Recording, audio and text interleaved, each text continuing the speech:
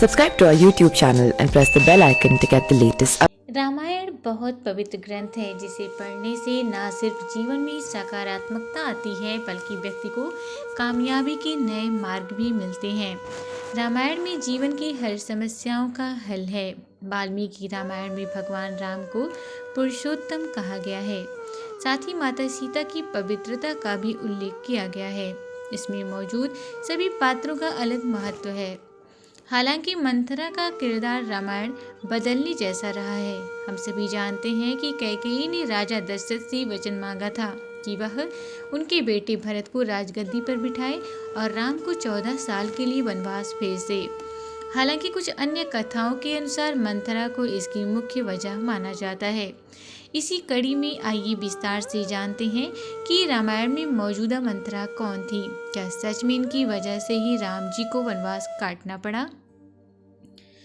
कथा के अनुसार दोस्तों, जब कैकेयी का विवाह राजा दशरथ से हुआ था तो दासी मंथरा उनके साथ मायके आई थी।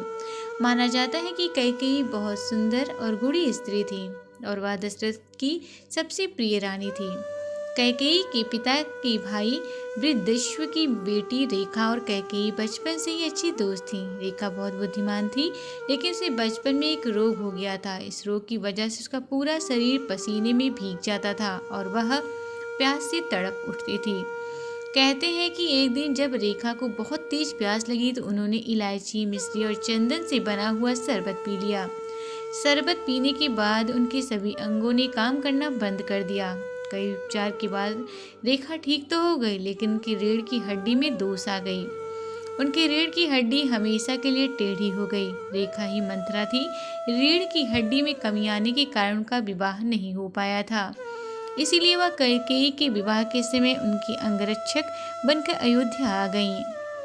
कथाओं के अनुसार कैकेयी राजा दशरथ के साथ एक युद्ध में गई थी। इस युद्ध में कैकेयी ने राजा दशरथ की जान बचाई थी, जिसके चलते राजा दशरथ ने कैकेयी को 2 वरदान मांगने के लिए कहा था।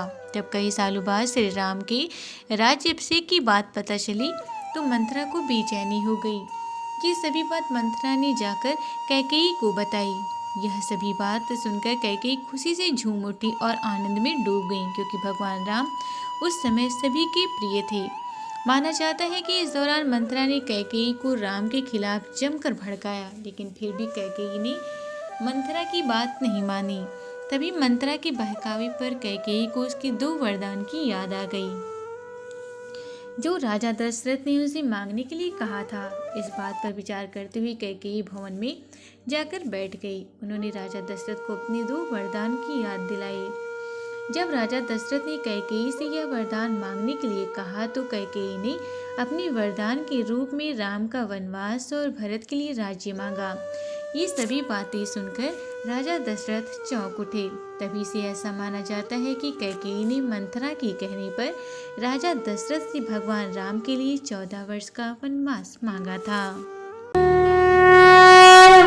Subscribe to our YouTube channel and press the bell icon to get the latest